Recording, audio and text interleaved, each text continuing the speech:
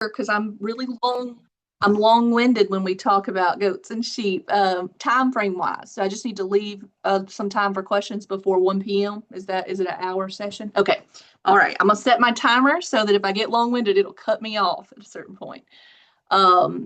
Hey everybody, I am so glad to get an opportunity to join you and share some knowledge about sheep and goats with you. My understanding is this is a homestead group, and so this could be anyone who might be considering getting a sheep or a goat for the first time for the purpose of milk, meat, clearing land, just having the fun of having a few for pets in the backyard.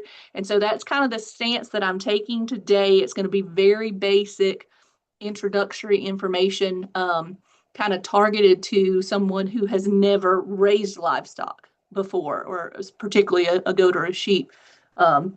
So if you do already know a little bit about rearing livestock and you need some higher level help, I am happy to help any way I can, and we'll certainly leave time at the end for all your questions and answers. But I'm gonna try real hard to rein it in, not get too long-winded, talking all things goat and sheep, and just stick to some real basic information that hopefully would help you get started if you're currently considering owning small ruminants. So Brooklyn gave a great introduction on my background. Like she said, I raise a few goats myself.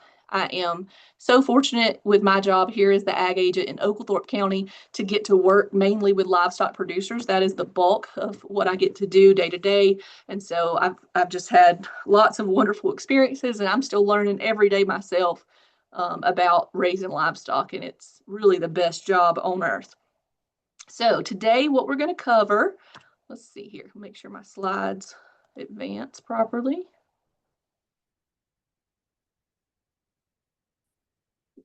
Well, did my slide advance? It didn't on my end. There we go. Okay, can you guys see the next slide where it says focus areas? Good deal.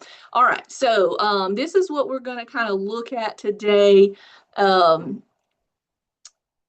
We could talk through a dozen more topics when it comes to rearing sheep and goats, but I thought these are some really basic things that I tend to go over if I go out to somebody's farm and they're brand new to owning the property and they want to add in some livestock. These are kind of the things I try to get out of the way first. So that's what we're going to do over this next hour. And like we said, we'll make sure to leave some time at the end for some discussion, question, and answer. So we'll start out with looking at facilities, different types of enclosures and housing that are possibilities for you to use. We'll look at how to select animals when you're purchasing for the first time. That's one thing that I've learned, that people don't realize, that a goat is not just a goat is a goat. There are quite a few differences, and there are places we recommend you purchasing from and places that we don't. And we'll look at the very basics of animal nutrition and just some general health and husbandry skill sets that you will need to have in your tool belt. All right, so starting out, let's look at facilities. This is not my goat house pictured. I wish it was. I found it online and I think it's really cool looking. But the point of me putting some of these various pictures that'll be in these slides of facilities is just to show you that when you're planning facilities, they can all look very different. Lots of different types of things will work. They're different from one farm to the next. So there's two really main things you should keep in mind when you're looking at where you will keep your livestock. One is how you're going to keep your animals in, and two is how you're going to keep predators out. Okay, so we want to look at keeping them in and keeping them safe. And how complex you get with that just depends on the investment that you want to make as far as capital, how big of a herd you're wanting to raise. You may have just a couple of goats, and oh, I did what I said I wouldn't, Brooklyn. I've messed up my screen here again. Okay, I'm back up and running. You may just have a couple of goats and you use a 10 by 10 dog pen, and that would be fine. You may be looking at trying to add in a larger scale herd, and we can then talk about different pastures, rotation, setting up different paddocks, things like that. So it's going to look different from everybody. With our shelters, we want to make sure that they the animals have some protection from elements, right? They need to be able to get out of the rain. If we have a tough day in the winter, most of our days in Georgia are not going to be bad enough to hurt a livestock animal. These things are tougher than we give them credit for. But every now and then we will get a freeze that's pretty harsh for a couple of days, and they need some protection from those elements. Our houses need to be well ventilated. They need to have good footing. So when I say good footing, I mean we don't want to put them in low spots. They're going to collect water and have issues with mud. We could end up with some disease problems there, some parasite problems there. We want to put either set houses on higher areas or go ahead and put in some gravel or sand or something to help that drain better for them. One common mistake I see is that people will buy a very nice house ready built from, say, Lowe's or Home Depot, something like a storage building, and it has a wood floor in it. That works really great in the beginning. It does not last because, animals are going to pee and poop and fill that floor with trash, and then it starts to rot. And so that becomes a situation where there's not very good footing at all. You need something that does not have a floor in it or has a floor that will allow drainage. The second thing on our list here to consider is good fence. If you have sheep in mind, this consideration can be fairly simple. Just standard woven wire that's suitable for sheep and goats will be fine. I can tell you though, if you have goats, that's not going to work by itself. One of the old sayings that people have always told me that is, if your fence will hold water, it'll hold a goat in. And I've found that to be true. They are quite the escape artists.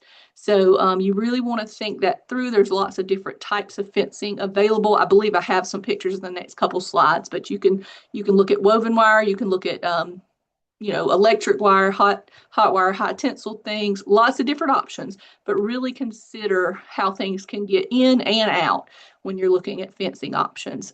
Also consider the size of the holes in your fence if you're planning to have an animal that will have horns. So again, a lot of times we're talking about goats being the problem here. If you're going to have goats that are not polled or you won't be removing their horns, then you're going to have different fencing than just the standard 4-inch woven wire fencing, or you'll spend a lot of your time getting goats' heads unstuck from fencing. Let's look at a couple of pictures.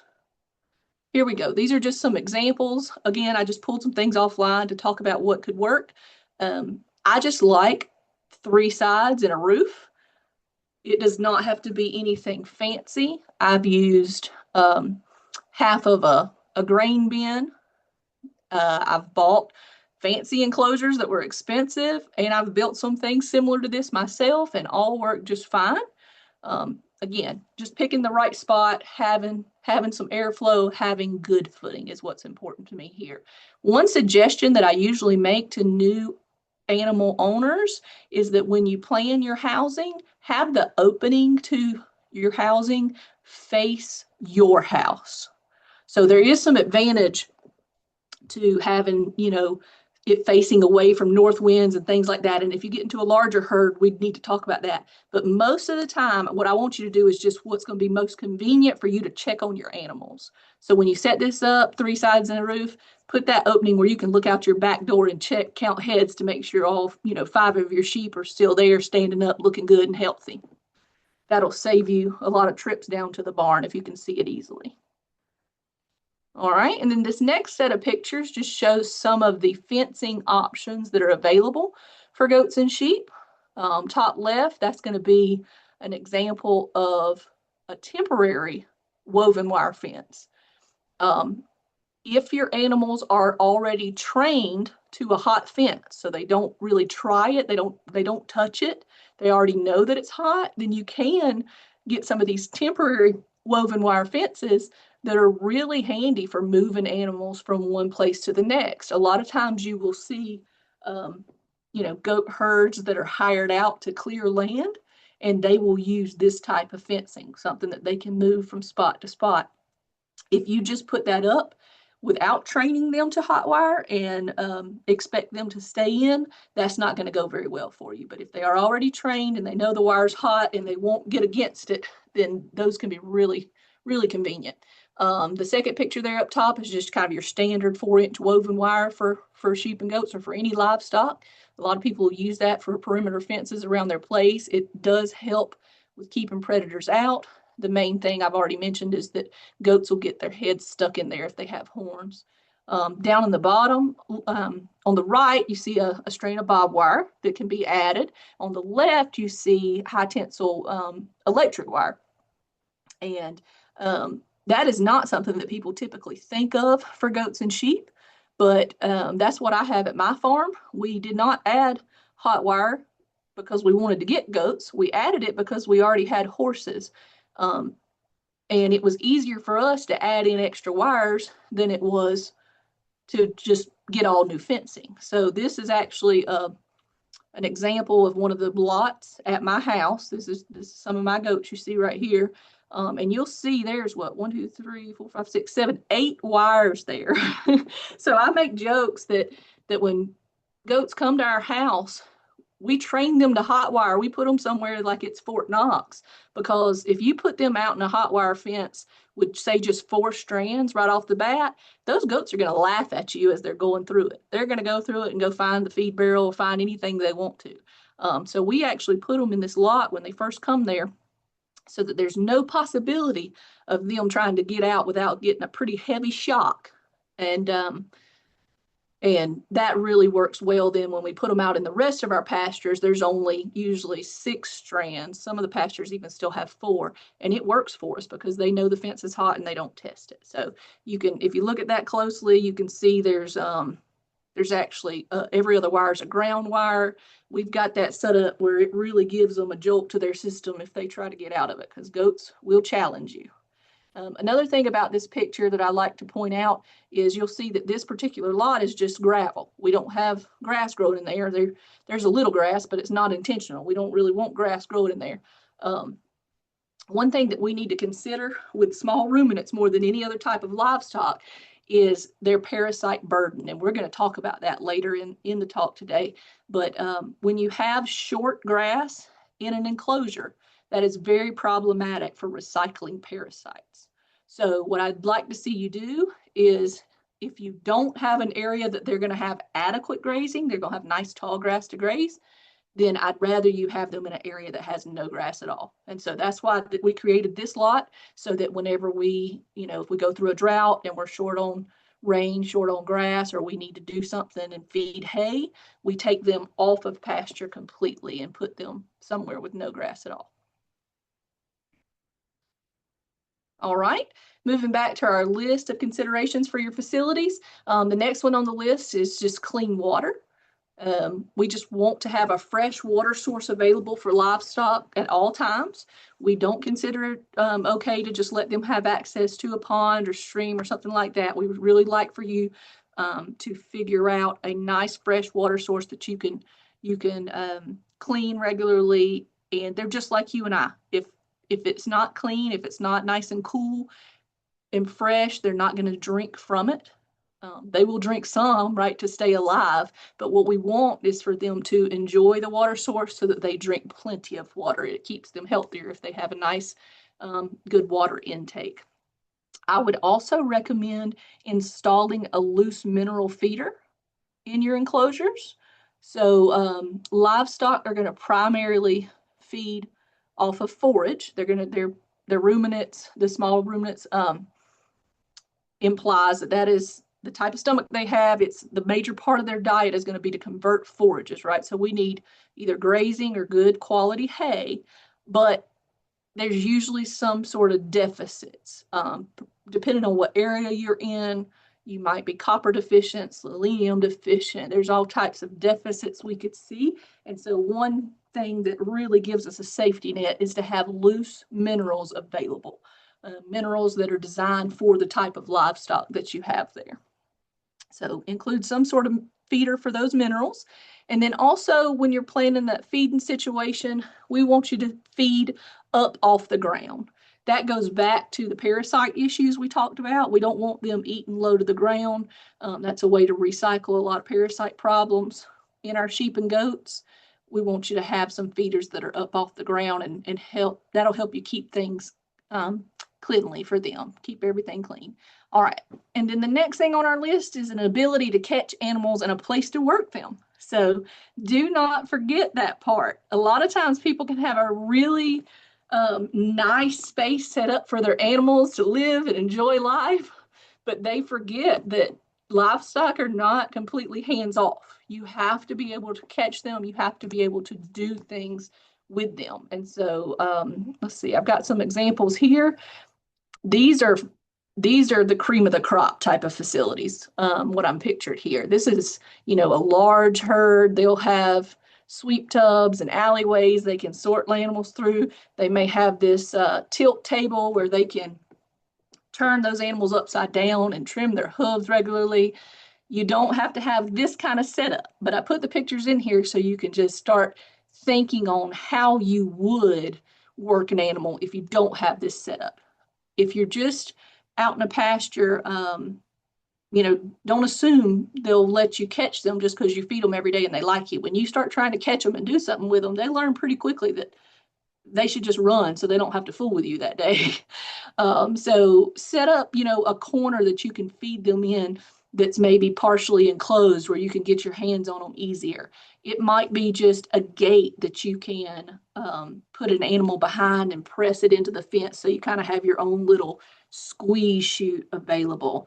On our farm, a lot of times we just have rope halters handy everywhere so that when we do get them in an enclosed space where we can catch them, we actually just put one of those rope halters on their head, and that's the way we restrain them. If one of us will hold their head while the other one checks a foot, or if they've got an injury or sickness or something that needs to be attended to. So just those are the things I want you to keep in mind when you're planning where your goats and sheep are going to live. All right. The next thing on our list to talk about today is how to select animals. So if you've not purchased animals before, these are some things you'll want to think through before going out and buying something. First of all, you need to know your market. The goat that we've got pictured here on this slide is a Nigerian dwarf. It's one of our 4-H kids show goats. You can see she's beautiful. That's a very popular breed, I believe, among homesteaders because they're milk producers. So they're a good dual purpose breed. If that is your goal, then that might be a breed you'd want to consider. You'll want to do your research and know that going in. If you're not planning on milking anything, say you want goats, but you're planning on just selling the kids off to a meat market or maybe using them for meat yourself, then you might want to go with something like a Boer Spanish Kiko cross, something to that effect. So just kind of know your market, know what your intended end use is, and that will be the starting point for determining what types of animals you're looking to buy.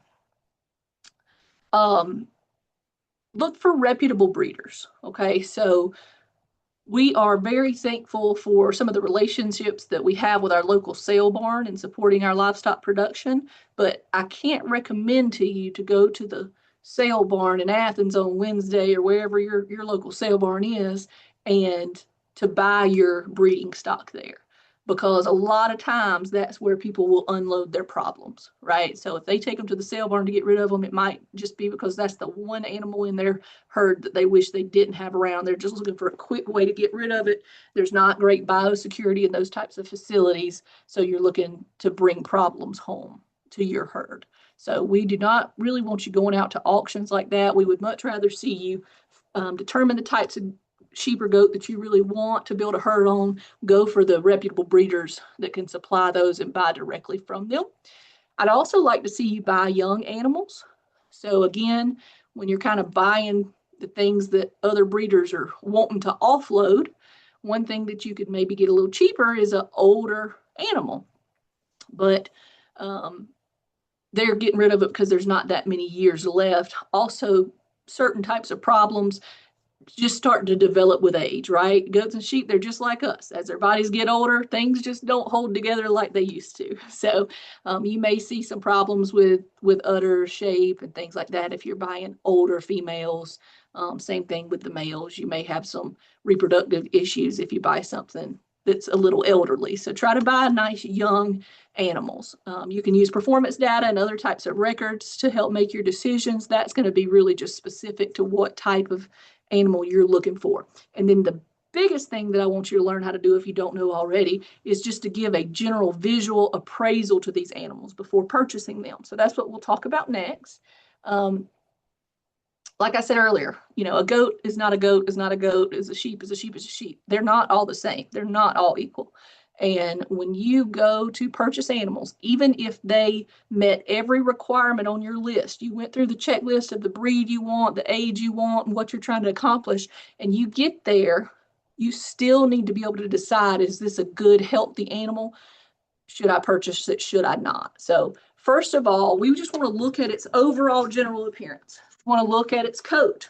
Does it look slick and healthy? So a slick coat, a shiny coat equals a healthy coat when you're talking about goats. Now that's not the same as sheep, right? If they're a wool breed, you're going to have to look at that a little differently. But with their hair breed, you're going to look at that coat. You can see in these two pictures an obvious difference, I hope. The one on the right has a nice slick, healthy coat. The one on the left looks very coarse. And when we have a coarse coat like that, that can be a sign of a lot of things, primarily parasite overload and nutrient deficiencies. We also want to look at the general attitude of the animal. So healthy goats and sheep will be standing alert with their head up. Goats will have their tail up when they feel well most of the time, and just moving around. If you see an animal that's laying around more than standing up, or if they're not a little bit cautious of you, and want to see who this new person is around them, then that may be an indication that they don't feel well. We want to look at animals' body condition. When we say body condition, it just means, how fat or thin they are.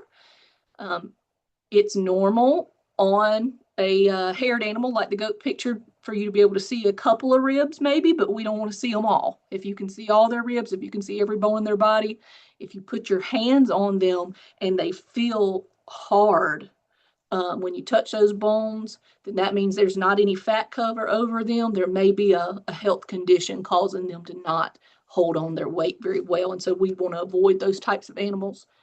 We want to look at their feet and leg structure. We need for animals to be able to walk fluidly.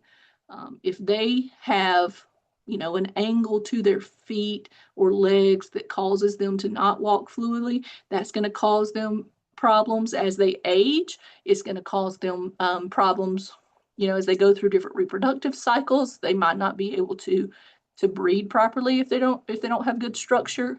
They might not be able to just walk back and forth the length of your pasture to food, to water. So we want to make sure that everything is put together the way it should, and we have nice long strides. We're not, limping or kind of stove up in any way. Also, we want to look at their mammary systems, or if it's bucks or rams we're looking at, we want to look at their scrotums. So with the females, their bags will sometimes get what we call a blown out teat is kind of the common term. It's where one teat will get very enlarged. That's problematic for a baby to nurse off of. So if they have a problem like that, that's something we want to avoid. With the males, we want to make sure their scrotum looks healthy, large, and is an appropriate shape, because that is an indication of their reproductive ability. Here's a couple more pictures. We've got of sheep here. That would be some things we'd want to avoid if we go to a farm looking at sheep. I mentioned that if they have wool, you can't easily see things like their body condition, but you can see what we call their DAG score right there. That picture on the left, you see just a really dirty rear end. That's an indication that sheep's been scouring. That's not a normal fecal. That's not what we want to see. So that would be something that would raise a red flag for me. The one on the right is an example of one that's just kind of laying around. Like I said, that's not normal. When one feels well, they're going to be up. They're going to have their head up, their tail up.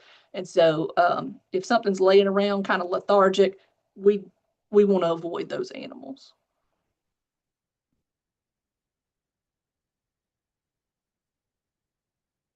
All right. The third topic that we said we'd touch on today is nutrition. So nutrition is a very complex topic. We don't have time to get into any specifics today, but I'm going to cover some basic concepts with you. Just know that nutrition is going to be the key to success with any livestock you raise. It is the most basic thing that you really need to get right. So, basic considerations. First of all, these are ruminant animals and they need free choice forage. So if they have pasture available for grazing or browse, that's wonderful. If not, you need plenty of high quality hay available to them at all times. Um, Sheep and goats have different tendencies that they prefer. Both of them can live in a grazing pasture situation, but goats in particularly like the browse, the weeds, the taller stuff. So when you're thinking about where to put them, you'd want to consider those things, but just making sure they have lots of options, lots of free choice forage, roughage type material that's of good quality is very important. We already mentioned when you're planning your facilities, make sure that they have a fresh water source, something you can clean out easily, because that is the most essential nutrient that animals need. People forget that. A lot of times farmers I work with, we look at hay reports and feed labels, and we look at the fat and the protein and trying to figure out how to feed their animals to the best of their ability. But we don't need to forget that basic step of making sure they have really good, clean water all the time. We already mentioned that a loose mineral is recommended with grazing animals. So with sheep or goats, I want you to particularly pay attention to what that mineral is formulated for. You do not need to give sheep a mineral that would be high in copper, okay? So goats actually need copper. So if you buy a mineral bag that is specifically formulated for goats, it may have a high copper content, but that can be toxic to your sheep. So be sure you select the correct one there.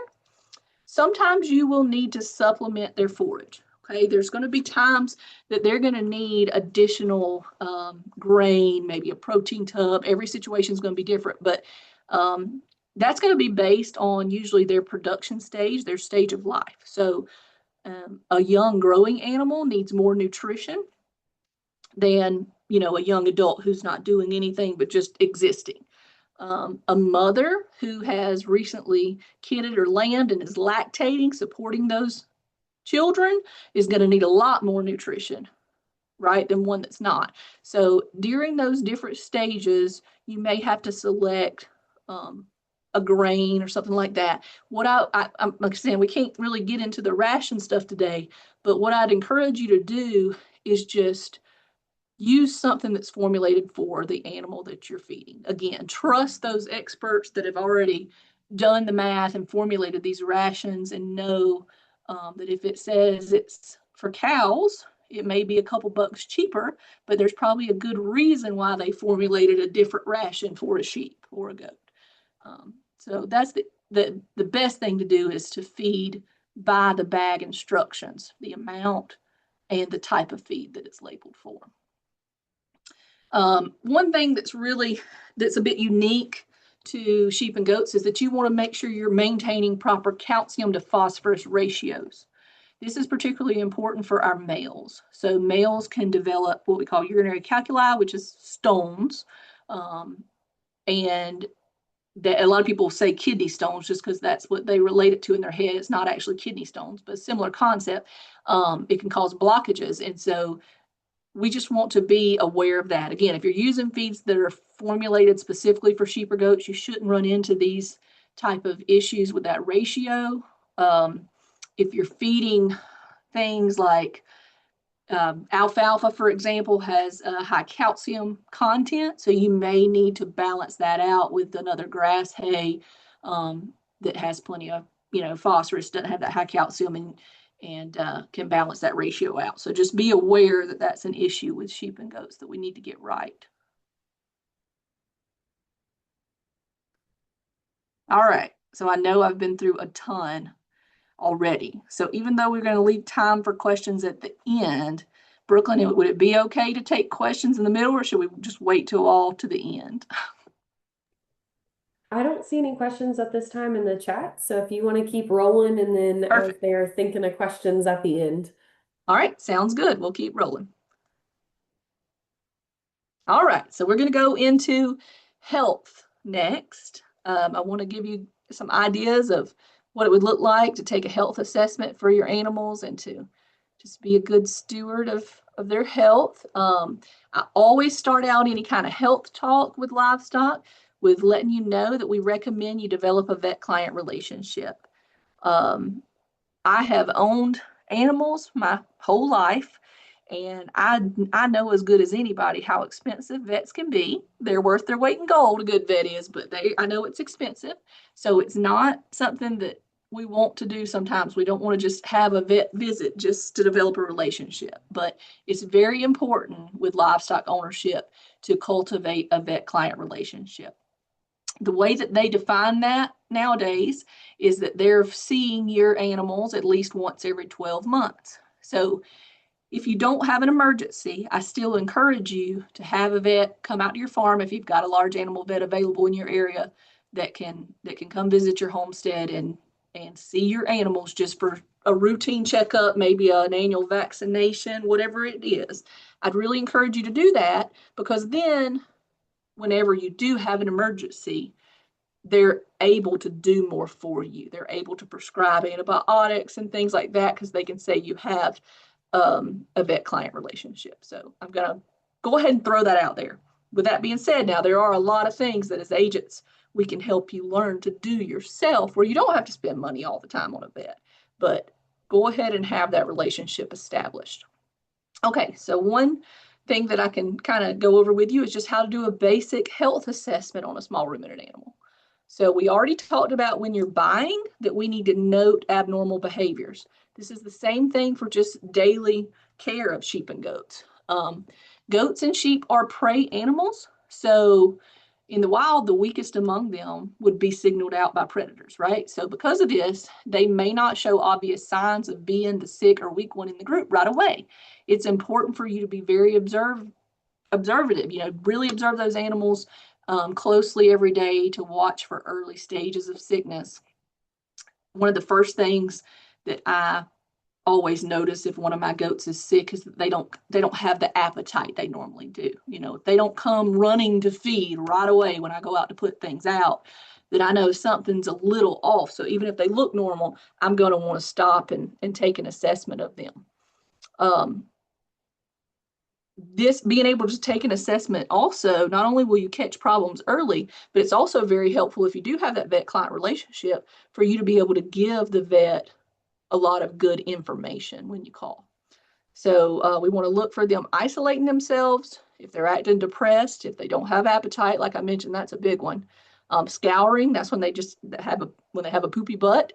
And so that is not normal. We want nice solid pellets when we're looking at sheep or goat fecal matter. So if they're runny, that could be a problem. And also teeth grinding. If they're teeth grinding or even head pressing, they put their head against the wall or a post, those are signs of pain. So that could be an indication that something's up. The normal temperature for an animal, a sheep or a goat, should be around 101.5 to 103.5. I would highly recommend having one or two cheap digital thermometers on hand to be able to take that temperature rectally anytime that you're questioning if your animal is sick or not. That can tell me right away if I'm going to need to get a vet involved or not. If there's a fever, then I know I might need to get an antibiotic or something on board. And so I'm going to, that's going to throw up a red flag for me. So keep those little cheap digital thermometers. They break, so that's why I always have more than one around. And then there's a system called the 5-point check system that we really like for sheep and goat owners to use. Here's an example of it on our next slide.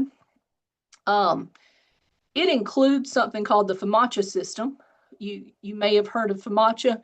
I would highly recommend, if you do decide to get animals, highly recommend a FAMACHA training. That is a training that'll take a couple hours or more in itself. It goes very far in depth on how to control parasites in sheep and goats. But the FAMACHA basically is a way that we're checking a membrane in their lower eyelid to see what the animal's anemia level is. One of the worst parasites that we deal with, we call barber pole worm. They're a bloodsucker. They're gonna cause your animals to be very anemic, have very white membranes. And so that's part of the 5-point check, is checking those lower eyelids. But again, that's a whole separate training that I hope that you'll get signed up for one day if you're serious about raising sheep and goats. The second part of the 5-point check system is the body condition. It points to the back here on this slide, but that's what we talked about, body condition. If you can see every rib, if you can see that backbone, if you touch that animal and those bones feel very hard because there's no cover on them, that can be a sign that something's been going on with your animal and it's not healthy.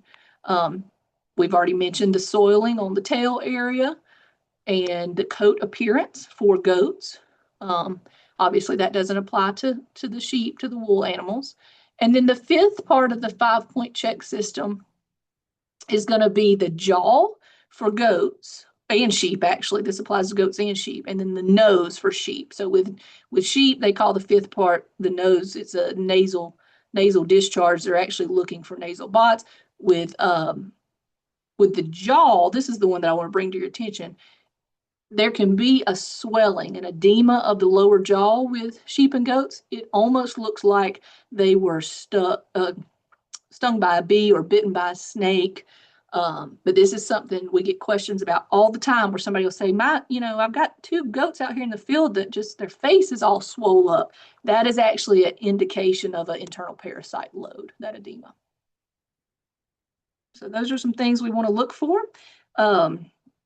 Again, encouraging you to take a FAMACHA certification course if you are going to be raising sheep and goats, because parasite management should be a top priority for sheep and goat owners. We have more problems with parasite management with sheep and goats than any other type of animal I've ever dealt with. So I'm going to just kind of hit a highlight of the life cycle here so you'll understand why it's such a problem. So the barber pole worm, let's just start with the sheep up at the top of the screen there. So the barber pole worms, male and female, both live inside the gastrointestinal tract of the animal. The females lay eggs, and we're talking thousands, 10, 20,000 eggs a day. And as your animals are out grazing on your pastures, those eggs exit through the animal's manure. Okay, so then they're deposited onto the pasture. They take, anywhere a week, give or take a few days. It just depends on the weather.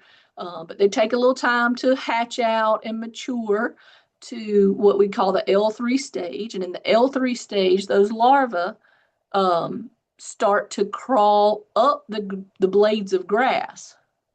And then they're re-ingested by the animal.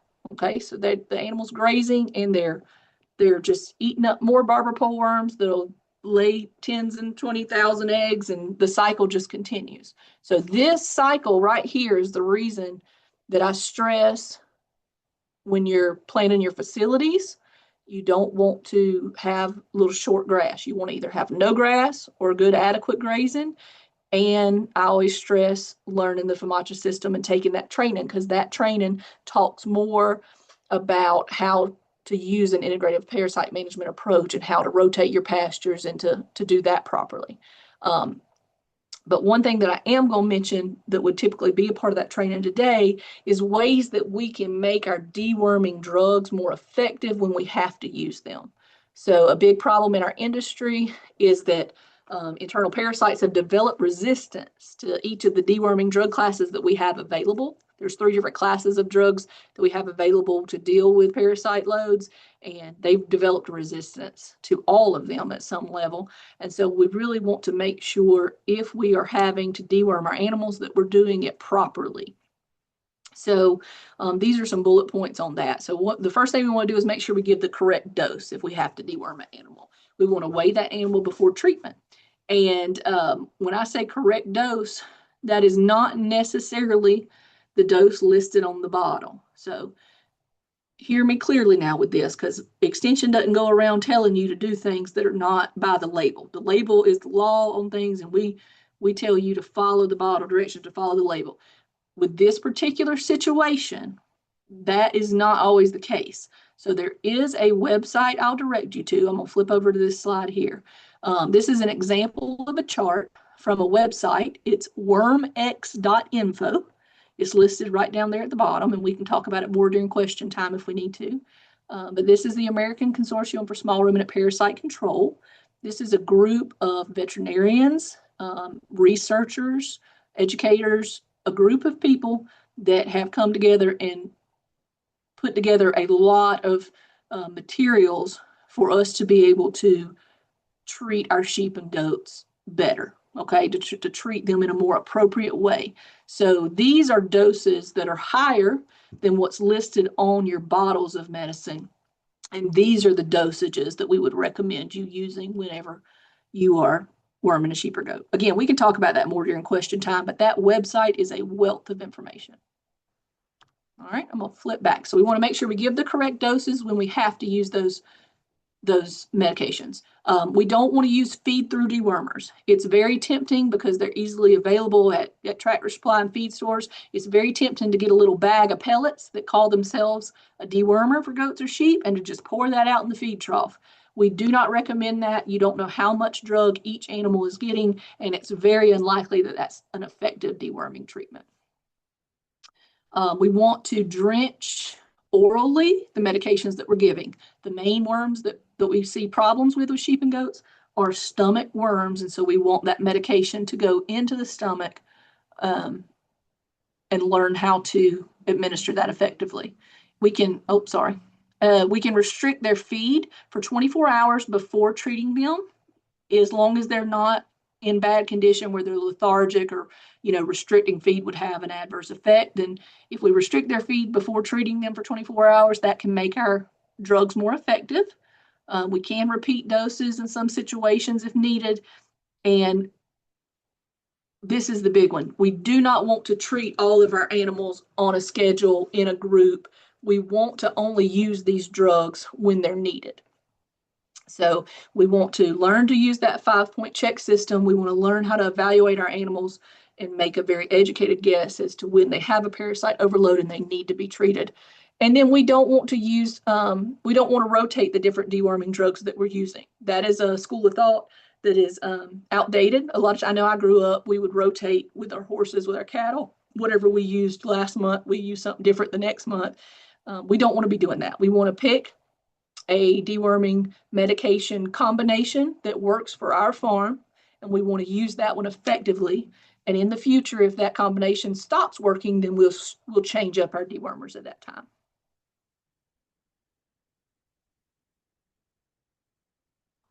Okay, and then whether it be from a parasite load or some other type of sickness, I wanted to mention a little bit about how to give supportive care to animals. So anytime we're having a problem, particularly with something like parasites, we want to remove them from the infected environment so they don't keep recycling that same problem. We don't want, if it's disease related, we don't want them being exposed to that same pathogen over and over. We want to make sure their nutrition is really elevated in a time when they're sick and need supportive care. So we're going to increase proteins and supplements sometimes. Alfalfa is a very high nutrition forage that I don't necessarily recommend feeding it daily. Sometimes it's good in a situation, but I do like to recommend it if you're in a supportive care situation because it does have a very high nutrition level. We can build their iron and their B vitamins back up if they are depleted. Like I said, barber pole worms specifically make animals very anemic. And so a lot of times we need to support that iron level. And you can use some really common products like Pepto-Bismol or a product called Spectiguard you can get for livestock that will help ease tummy issues. We can give them electrolytes just like we would ourselves or our kids if we've had diarrhea and we need to make sure that we're getting hydrated properly, and using a probiotic regularly with livestock is very beneficial to them, just like it can be for humans. And then the last topic on my list before we open it up for questions is hoof care. So this is something else that's a necessary evil of owning small ruminant animals. We need to understand taking care of their hooves. So goats and sheep are going to need their hooves trimmed. It can be, I put on here every 2 to 12 weeks, depending on the herd. It really does range. Different breeds have different growth rates with their hooves. The nutrition plays a big role into how fast their hooves grow. The footing that's available in their pens makes a huge difference. If you've got them on gravel, if they're going to be walking on rocks at points, that will help it. Um, you really want to make sure that they have dry areas where they're standing and walking. That makes a big difference on how often you'll need to maintain their hoof trimming. But you will have to do it. Even in the best situations, you're going to have to once or twice a year pull those animals up and trim their hooves at a minimum. So when we do that, what we're trying to do is we're trying to create a flat surface for them to walk on, free of any kind of moisture pockets. That'll help us avoid things like hoof rot, scald, and laminitis. Hoof rot is the biggest thing that we see, and that's where bacteria gets trapped in pockets in the hoof and causes a lot of problems. So when we cut away the excess hoof, we are exposing that bacteria to air. Hoof rot is formed by anaerobic bacteria, so when we expose it to air, it kills it. So we will want to trim hooves regularly. You can use any type of shears, something like what's pictured here. You can get green ones, orange handled ones, all kind of different ones at feed stores. My favorites personally are a company called Silverline.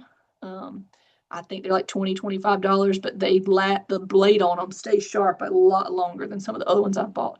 But any type of hand shears will work fine. They also make fancier devices and grinders if you have a large herd that you can do. But